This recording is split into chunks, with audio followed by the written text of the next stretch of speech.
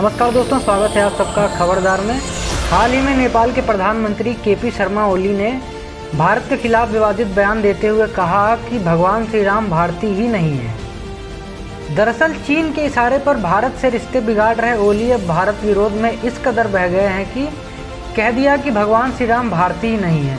दरअसल नेपाली कवि भानुभक्त आचार्य की 206वीं जयंती पर प्रधानमंत्री निवास में हुए कार्यक्रम में ओली ने कहा कि भारत ने नेपाल पर सांस्कृतिक रूप से अत्याचार किया गया है। नेपाली प्रधानमंत्री ओली ने अपने इन ओछे दावों पर अजीबोगरीब दलील देते हुए कहा कि जब संचार का कोई तरीका ही नहीं था तो भगवान राम सीता से विवाह करने जनकपुर कैसे आए। आपको बता दें कि प्रधानमंत्री ओली ने यहाँ तक ये कह दिया कि नेपाल ने भारत में स्थित अयोध्या के राजकुमार को सीता नहीं दी, बल्कि नेपाल के अयोध्या के राजकुमार को सीता सौंपी थी। ओली ने दावा किया कि अयोध्या एक गांव है, वो वीरगंज के पश्चिम में स्थित है। भारत में बसी अयोध्या असली नहीं है। दरअसल नेपाल के प्रधानमंत्री केपी शर्मा ओली अपनी सत्ता हाथ से निकलते देख अब लगातार भारत पर निशाना साध रहे हैं।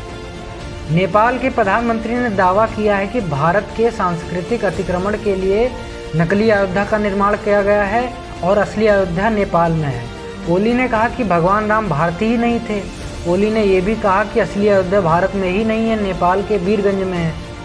कल ऐसी बेतुकी और फालतू बयानबाजी के बाद नेपाल के प्रधानमंत्री अपने ही घर में घिरते नजर आ रहे हैं। दरअसल नेपाल के पूर्व विदेश मंत्री रामनाथ पांडे ने ओली पर जमकर निशाना साधा। उन्होंने ट्वीट किया, धर्म राजनीति और कूटनीति से ऊपर है, यह बहुत ही भावनात्मक विषय है। बेतुकी बयानबाजी से केवल शर्मिंदगी महसूस कराती है। अगर असली अयोध्या वीरगंज के पास है तो फिर सरयू नदी कहाँ है। इसके बाद नेपाल के पूर्व प्रधानमंत्री बाबूराम भट्टाराई ने ओली के बयान को बेतुका बताया। उन्होंने व्यंग्य करते हुए अपने ट्वीट में लिखा कि आदि कवि ओली द्वारा रचित कलयुग की नई रामायण सुनिए, सीधे बैकुंठ धाम की यात्रा करिए। और आपको बता दें कि ओली के इस बयान पर कश्मीर से लेकर कन्याकुमारी तक नाराजगी है।